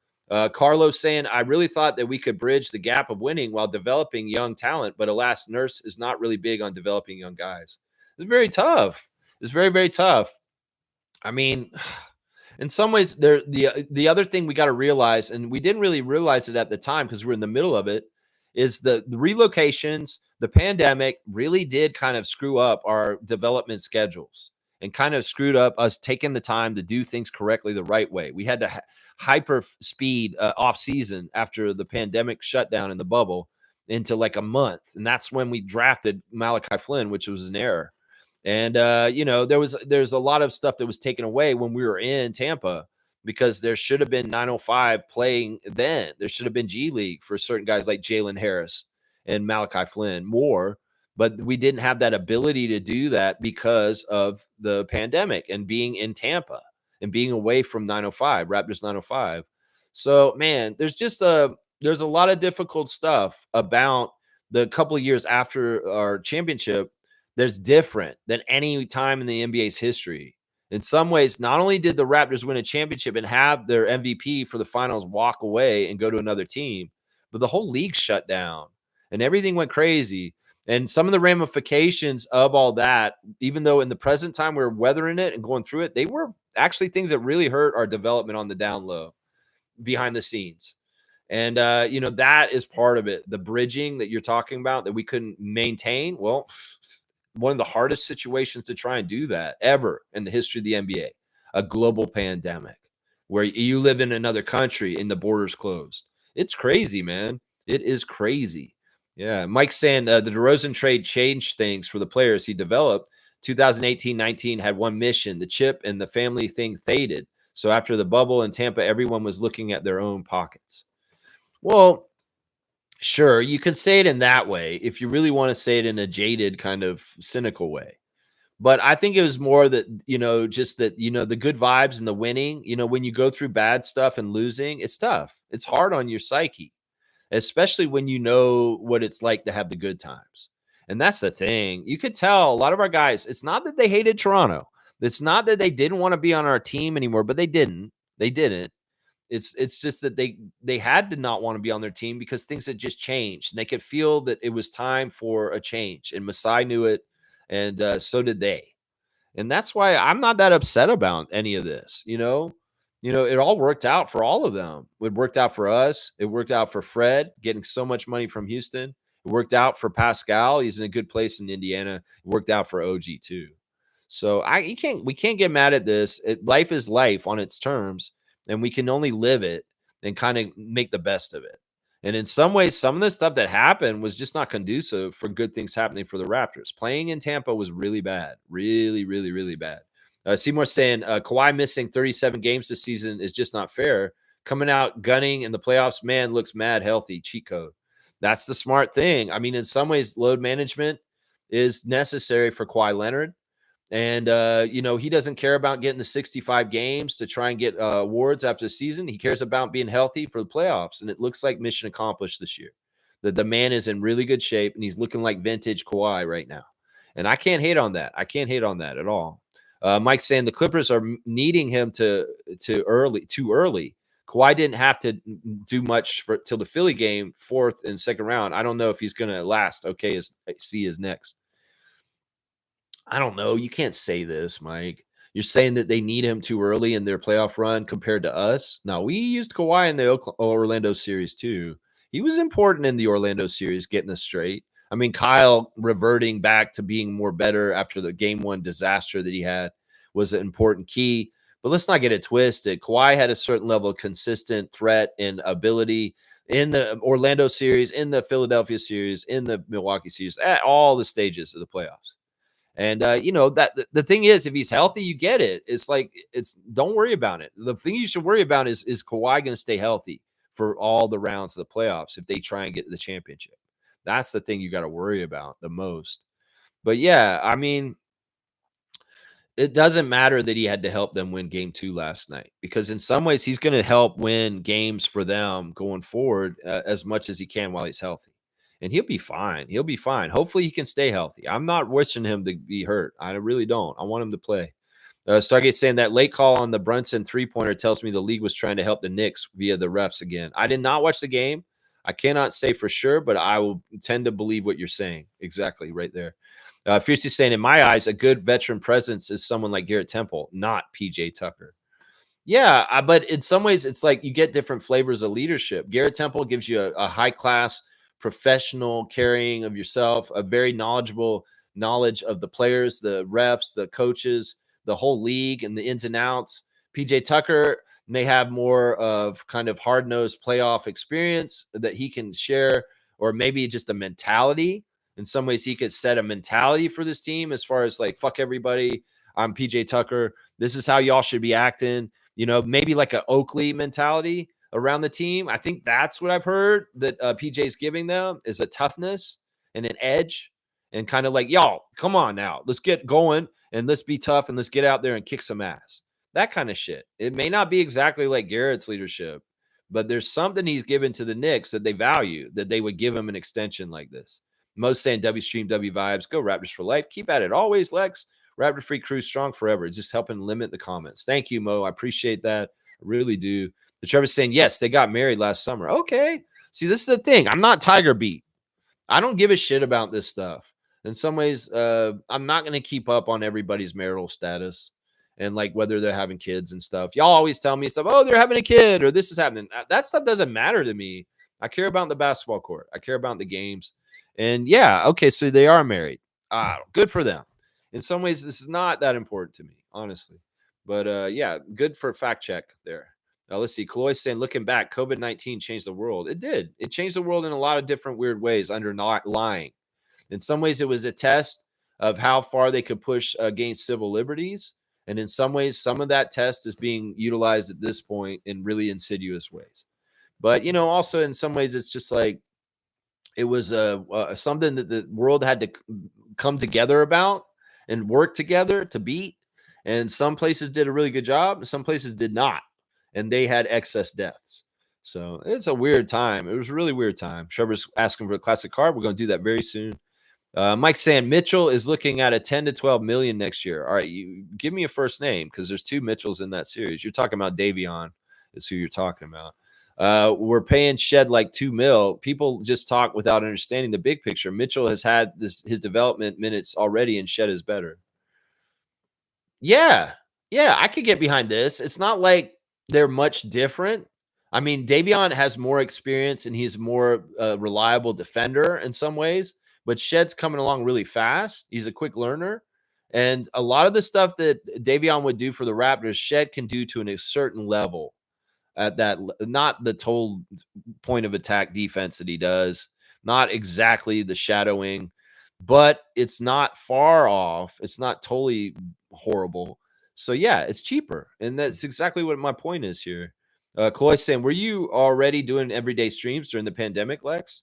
No, I started this channel in 2021, a year after the pandemic. And I was still kind of in isolation. Like I didn't really leave the house. I haven't totally left the house still. I mean, I do. I go places. I do stuff all the time. But there was a good 2 years after the pandemic where I was a shut-in and I barely ever left the house. And I started this channel because I was bored at my house and I wanted to talk Raptors with people. And I wasn't going out to see people like I was. So I had a fix that I wanted to get, which was talking Raptors with you guys. And this channel has done it and been awesome since. So no, I started in September of 2021. So this year will be 4 years in September that I've done this channel every single day. So and I did do other shows though. I was doing the Kensington Variety VIP Club show during the pandemic, and that's in the videos tab of this channel. And then also I did a juice show there in the season of Tampa. And on my Instagram, you can see those episodes right now, but they're not going to be up for very much longer. I'm going to be closing that account and shutting it all down, and it won't be available to look at. Now, those shows were weird. I was doing like a juice show where I juice and talk about the Raptors games in Tampa. There was a lot of talking about Aaron Baines and Alex Lynn and Stanley Johnson and DeAndre Bembry.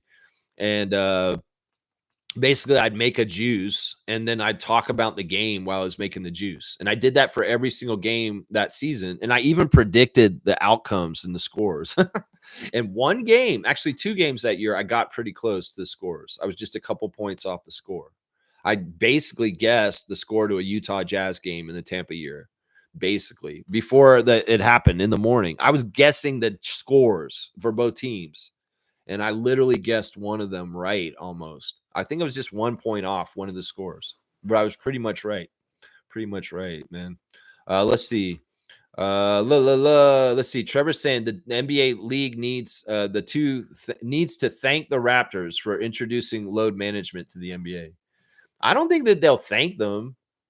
I think in some ways they're annoyed with it. I think it's a double-edged sword, Trevor. I think that there's the good benefits of having some players healthy, but it's also caused all kinds of problems with players missing games too. In some ways, it's not totally something that they would thank us for. I think they'd also be mad at us because more superstars sat out because of it.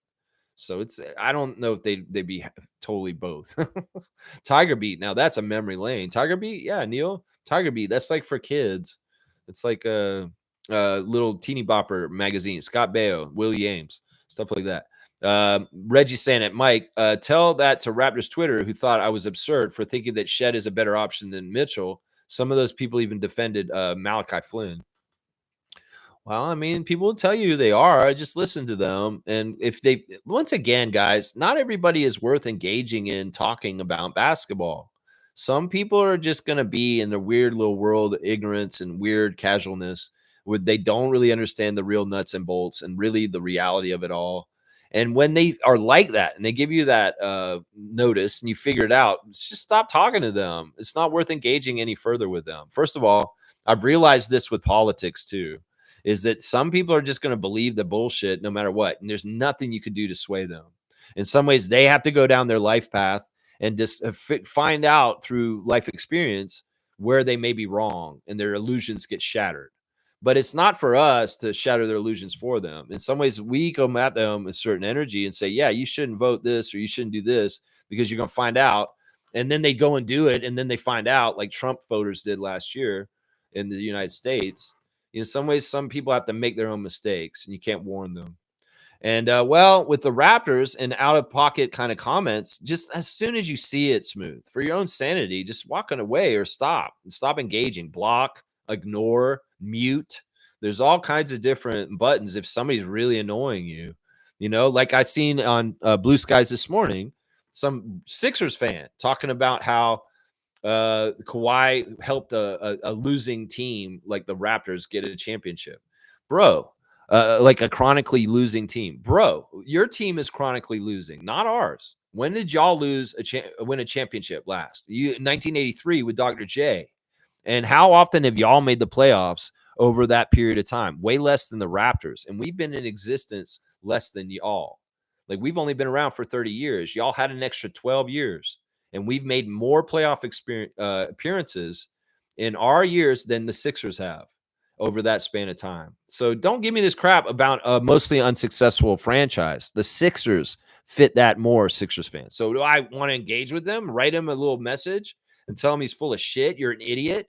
We won the championship. And how dare you call our team a not very successful franchise? No, your team is. I'm not going to engage. I just ignore, mute, and never see that person on Blue Skies ever again because that person's opinion doesn't mean jack shit to me, honestly. That's what you got to do, man. That's what you got to do. Smooth saying, when I said Shed in 1 year is so much better than 4 years of Flynn. Wow. Yeah, they didn't like that. They're stupid. Obviously, they value selfish scoring because that's who Malachi Flynn is. He's a selfish scorer, and he never was a real point guard. Never was a real point guard. Mike saying, laugh out loud. That's nuts. Shed will be better player than Mitchell long term, no doubt, and costs a 1/5 to 1/6 the price. There you go. There you go. Bobby knows how to manage a team. So trust in Bobby, Raptors fans. Seriously. And you don't live on the moon, so you don't know everything that goes into the job and what all it takes. That's right.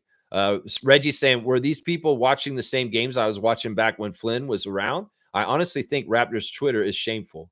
Well, there's a lot of confusion and stupidity, honestly. I don't even understand why people are on that site. I mean, seriously, people should just leave Twitter. Twitter is full of racist hate and sexist bullshit. And there's not much redeeming qualities to Twitter at this point, honestly. And Blue Skies is very good. It's very factual for the most part. For the most part, it's Smooth saying almost as bad as Sixers and Lakers Twitter. Yeah, and Knicks Twitter. In some ways, we don't even need to be involved in this kind of shit. I'm telling you, man, it's like juvenile shit. Spaces and Raptors Twitter, very juvenile. I like Raptors Reddit more than Raptors Twitter at this point, and that's the change. Raptors Reddit used to be a train wreck. but there's a little bit more sensible there. Let me go look at it right now since I brought it up. They're talking about the playoffs. They're talking about how Kawhi went vintage last night, vintage claw. They're talking about May 12th. They can't wait for the draft lottery. That's what Raptors fans are waiting for right now. This is official. They did a tiebreaker yesterday, and it's official now. The Toronto Raptors will get the 39th pick from the Trailblazers. So it is going to be the 39th pick in the draft that the Raptors will select in the second round, guys. I thought it was the 36th pick, but it's going to be 39th. That is the answer right there. Somebody's looking for a Coors Light Raptors can. Does anybody know where you can buy the Coors Light Raptors can? I don't know. Probably at the beer store. Probably there. That's right. Samson Folk has written an article about Cooper Flagg being on the Raptors, the dream. I mean, Masai said if we got the number one pick, we would draft Cooper Flagg and put him on our team, and he'd make it work. So he did say that in the exit interview. Let's see. Mavericks are linked in an $18 million Raptors guard in trade rumor. That's a trade rumor that Oshai is going to get traded to the Dallas Mavericks. I don't know. I don't know what's coming the other way. Once again, we don't do trade rumors, Reddit.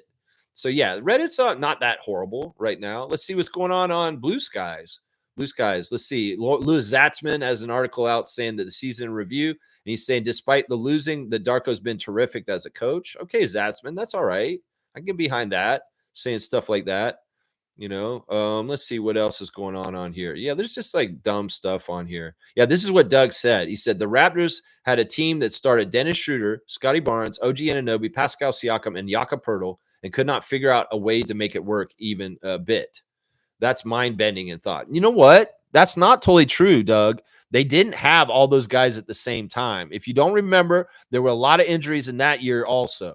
And they never had all five of them together at the same time for the most part. So it's kind of revisionist history you're thinking about here. And in some ways, like I said earlier, some of the guys were jaded on the team because they'd gone to the top and they'd seen such horrible things since. And they had a hard time staying on Raptors because of that. So, yeah, happy Earth Day, everybody. Yeah, in some ways, it's like comments are like and opinions are just like assholes. Everybody's got them. In some ways, we don't need to go look at all of them. How about that? We don't need to go look at them. Yeah. Stargate saying, guys, if you take any of that nonsensical adolescent prattle on Raptors Twitter seriously, you will drive yourself totally insane. I suggest you just don't go there or laugh out loud. Yeah, I stopped myself. In some ways, you can combat attitudes about the Raptors on a bigger scale, like my platform here on the channel. In some ways, you're better off maybe talking to people in person. And like if you have friends that are fans too, and you can kind of talk to them in person, like, that's better than like through comments on social media. There's a lot of different ways to get the good word out and try and get more positive, like non-toxic Raptor fans in Raptors Nation. It's just, in some ways, it's not the best way is to go after each one individually in the comment sections on social media. It's just not worth it. And you'll do more damage to yourself than actual ground on getting things turned. In some ways, I'm really proud of some of the stuff we've done on this channel as far as providing an example of being for the team without being toxic. And that's so tough in some ways because Toronto sports fans have been very toxic towards their teams. The Leafs teach them to be this way because of the misery. And in some ways, we had to learn some trust in Raptors and fan nation that's different than the Jays and the Leafs because of so much disappointment over the years. The Raptors do not disappoint us. There's a lot of good things that have happened with them. And when people start talking about Toronto teams are cursed and this kind of bullshit, I say, nope, not the team that wears red and black that plays in the NBA. Y'all can believe that about the Leafs if you want to, but I reject any kind of that mentality from Toronto sports fans that bring that from the blue and white nation to the black and red nation of the Raptors. And that's one of the things that I guard it is like keep them separated because like, look, y'all can have all that mess with your Stanley Cups since the 60s and shit. No, the Raptors do not have those issues. And I don't want to hear that kind of stuff. But the problem is we share fans. And Leaf mentality will come into Raptors fan mentality, and it's not fair. Don't bring that shit in there. Get that garbage out of here. This is what I tell Leaf fans that are also Raptor fans. When you try and apply Leaf logic and Leaf kind of feelings about your team, just don't go there like that. You cannot take everything from hockey and the Leafs and the NHL and apply it to the Raptors and the NBA. You just can't. It doesn't go across. Like some of y'all telling us how to do our GMing and our front office work. from a hockey perspective of how you would do it with the Leafs, yeah, get over yourself and stop. Just stop. It's totally different apples and oranges. Seriously. You ain't getting no point across that's worthwhile if you're going to try and tell Bobby and Masai to run the team like you would run the Leafs. You ain't going to do that, man. You ain't going to do that. That's right. Yeah, you're right about that. Stargate saying, laugh out loud, that Sixers fan, he should review his team's process before he talks. Yeah, I'm like, how insulting. He's like, oh, I was like, he's like a very unsuccessful franchise over the years. Who are you rooting for, Philadelphia fans? Seriously. Well, how successful were you? You guys just happen to have the most disappointing year in the NBA season ever. Like I would say probably in the last 50 years. You have had the worst season a team has ever had that should have been a championship team. Like the Sixers this year, biggest disappointments. One of the top 10 most disappointing teams in the history of the NBA. It was this year's 76ers. And you're going to tell me that they're not a very successful franchise, Sixers fan? You're an idiot, man. You're an idiot, bro. Right there. Yeah, idiot. Mike's saying Zach Lowe's show is back. He's not part of the TMZ crowd. There you go. That's good content. That's a real journalist that covers the NBA correctly and not the TMZ crowd. Not worry about who's married to who. Not worry about babies' mamas. Not worry about Anthony Edwards yelling at the crowd that he's got a bigger penis than them. That's all TMZ fluff bullshit.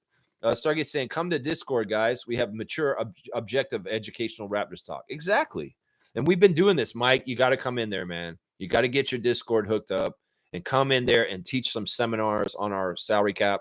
Seriously. And Stargate and I are in there. We're having very high-level discussions about the Raptors. And y'all need to come in there. It's like, all right, is Zazu Spaces is like kindergarten, preschool. We are a graduate school for Raptors talk.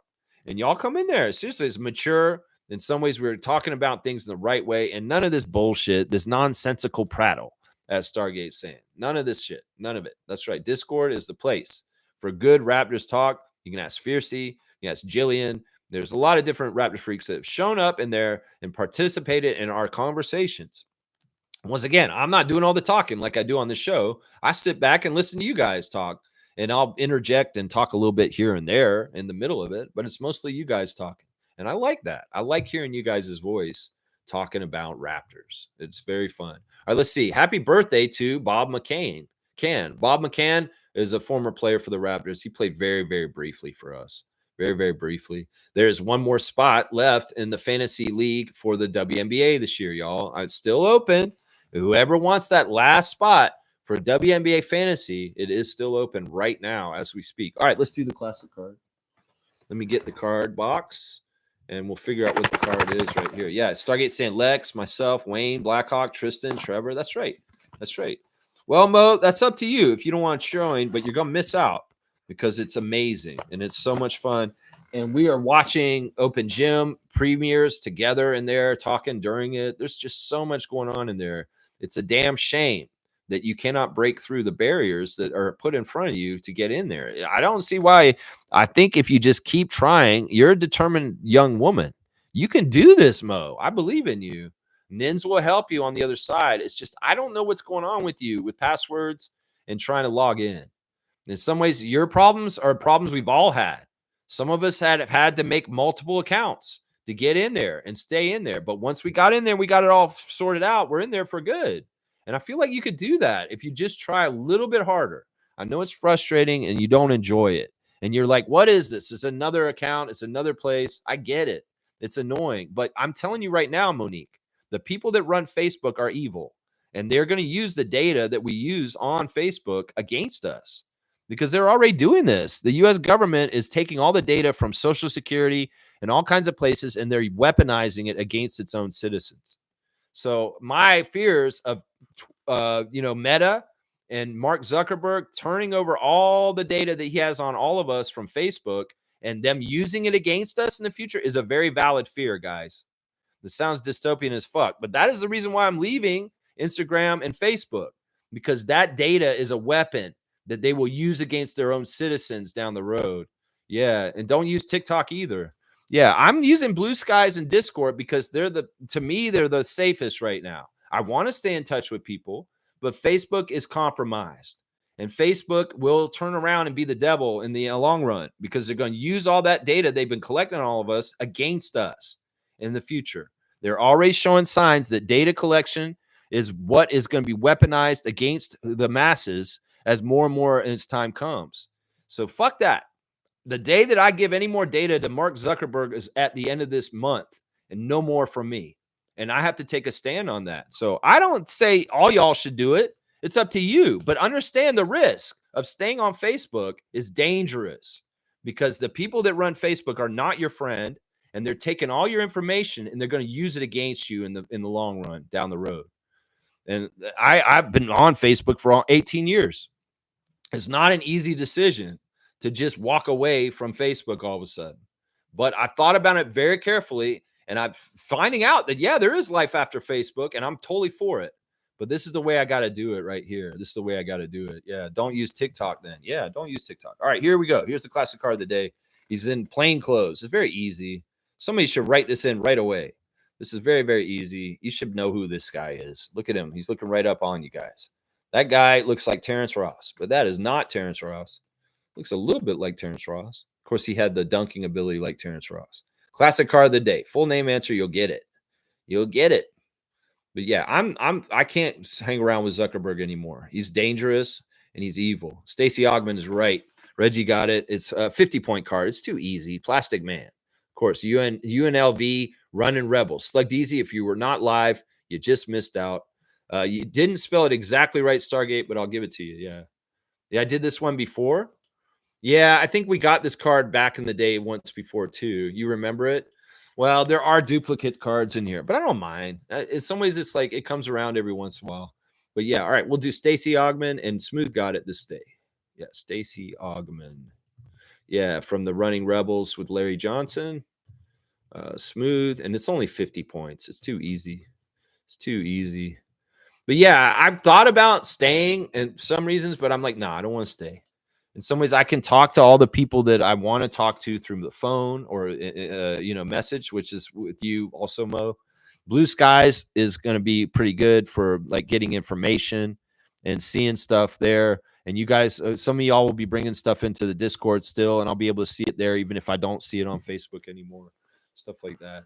Let's see. Mike's saying Netflix Untold Shooting Guard doc is coming on Gil and the wizard thing and with the gun. What? You're talking about Gilbert Arenas? Okay, Mike, you're a little weird. Like that's just out of the blue. I don't know anything about any of this. I don't know anything about this documentary or what you're talking about. All right, y'all, let's get out of here. Thanks for playing Tuesday Trivia with me. We went global today. We had some global questions and answers. And yeah, good job by everybody. I will go ahead and put out the scores for the trivia in just a little bit after I add them up. And I hope it's coming out. Yeah, all right. I don't like Gilbert Arenas. I really don't. I'm with Stargate. He's a clown. But yeah, I'm trying to wrap up, Mike. But yeah, tomorrow we'll do a Wow Wednesday. It'll be, I think I'm going to be wowing about Kawhi, guys. I think we're going to do a tribute to Kawhi because he's come back to being a playoff Kawhi. And I love it. I love it, man. So I'm going to do a wow on that. Yeah, they do one on the Mouse of the Palace. What is it? Untold is the series? Yeah. Hey, either way, I don't care. Gilbert Arenas is an idiot. Yeah. I remember that thing on Mouse in the Palace. Anyway, I'm trying to get out of here, Mike. You're like once again throwing stuff at me right at the end. Mike, come into the Discord. Seriously, join the Discord. We're waiting for you to show up because I know that you have Discord. You just got to get your login right, like Mo. And then once you guys get in there, boom, goes the dynamite. We'll be in good shape. Be in good shape. Because Mike, honestly, I want you like seriously. If you come out with content, I'll do like live reactions to it. I've live reacted to Sue's played against Sue stuff. You know, the Mark Gasol podcast that just came out last week. We watched it live on there and live reacted where I'm watching it and you can hear me talking about it while we're watching it. It's just a really interesting new thing. And then of course, Mike, we need you in Discord because next season I'm going to be doing more on this channel with boxes. And if we figure it out through Discord, you could be my co-host on the show and actually be on the show and heard and seen for next season. So everybody who's interested in possibly being an on-screen contributor for this channel next season, Discord is absolutely essential. And you have to get in there and join so that you can have the access to be able to be a co-host on the Raptor Freak channel next season. Because I'm going to do co-hosts next year. I'm going to have people that are on the show with me for that day. Like it may be a different person every day. and they just come in and they're like being like my co-host during the show and adding in their own little comments in it. We won't have a bunch of y'all, like 4. It'll just be like 1 to start, just so we can kind of get the timing down. And maybe some of y'all will be more naturally good co-hosts for me. And some of y'all may be like, yeah, I don't know if we should do this again. But we're going to figure it out. And I do want to have more diversity in the voices that are on the channel next year. And Mike, you are at the top of the list for people that I would like to co-host the show with sometimes. So I got to get you in there, man. I can get you in there. Fiercely saying it logical with the statistics and critical thinking on salaries and trades. Yeah. Yeah. Like, especially this off season, maybe around August, July, after we do our free agency and stuff like that, we're going to need Mike to come on and voice his stuff on the show. And that's what we'll figure out. All right, y'all. Thanks for watching me today. Please like, comment, subscribe, share, join the channel. Congratulations to the Pistons on beating the Knicks last night. Congratulations to the Clippers on beating the Nuggets last night. Y'all eat at Lone Star Texas Grill. It's Canadian, but opened by some Texas guys. But it is a Canadian franchise, and you are supporting Canadian business if you do eat at Lone Star Texas Grill, just so y'all know. Let's see. That's about it, y'all. Yeah, there's the Discord right there. Somebody put some nice shoes on there. Trevor, you put some nice Raptor shoes on there. That's what's going on there. Happy birthday, Bob McCann. And WNBA Fantasy if you want to play. And that's about it, y'all. That's about it. There's always some interesting Kensington Variety VIP Club stuff coming out on the YouTube channel from 5 years ago, stuff like that. And yeah, that's it. Let's go. All right, y'all. See y'all tomorrow for Wow Wednesday. I appreciate everybody. Yeah, Blackhawk saying make a crazy password for your Discord. Like, okay, what does that say? That's crazy. I don't want to read that out loud. Let's go Raptors. Let's go Raptors.